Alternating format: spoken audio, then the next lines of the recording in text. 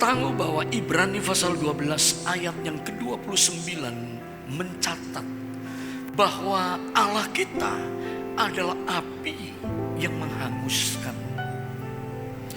Dalam Wahyu pasal 2 ayat yang ke-18, Yesus menunjukkan dirinya bagaikan nyala api. Dan pada waktu murid-murid menantikan janji daripada Roh Kudus, di mana Tuhan berkata, kamu akan menerima kuasa kalau Roh Kudus turun ke atas kamu. Dan dalam Kisah Rasul pasal 2 ayat yang kedua sampai dengan ayat yang keempat, murid-murid menantikan di loteng atas yang ada di Yerusalem. Dan apa yang terjadi? Waktu mereka berdoa, tempat di mana mereka berkumpul bergoncang. Dan tiba-tiba mereka melihat lidah-lidah api itu turun hinggap di atas kepala para murid.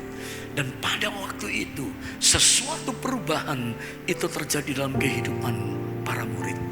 Api itu menjadi sesuatu isu yang sangat penting dalam kehidupan gereja. Karena kalau Anda baca Imamat pasal 6 ayat yang ke-13, dalam perjanjian lama, maka imam punya kewajiban. Orang percaya punya kewajiban. Apa kewajibannya? Imamat 6 ayat yang ke-13 berkata, setiap hari imam harus menjaga api. Ayat 13 dituliskan harus dijaga supaya api tetap menyala di atas mezbah.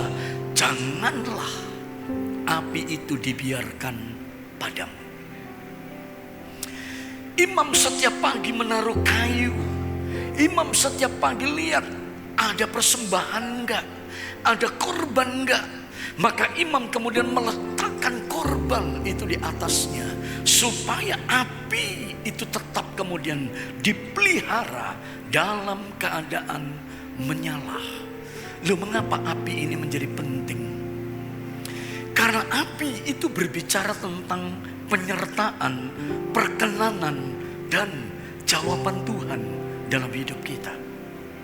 Satu hal yang paling ditakutkan oleh hamba-hamba Tuhan, satu hal yang paling ditakutkan oleh gereja, kalau api Tuhan itu tidak turun dalam seluruh aktivitas rohani.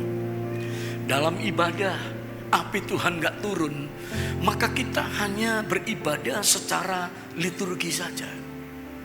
Dalam pelayanan masyarakat, kalau api Tuhan tidak turun untuk menyertai, maka maaf, itu hanya sedekah yang kemudian diberikan. Dalam pelayanan-pelayanan yang lain, di mana kita melayani orang-orang susah, orang-orang yang menderita, kita kemudian melayani pelayanan-pelayanan dalam bentuk yang lain, pendidikan dan lain sebagainya.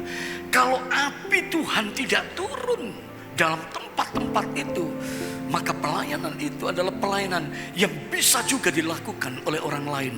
Jangan lupa, dunia ini punya kemampuan untuk bisa melakukan semuanya ini. Tapi satu yang dunia tidak bisa lakukan, menarik api Tuhan itu turun. Katakan amin.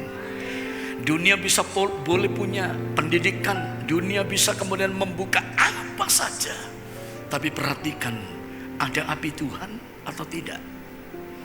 Di mana api itu muncul? Api muncul pada waktu orang-orang percaya mengerjakan pekerjaan-pekerjaan itu, dan Tuhan itu berkenan untuk menyertainya.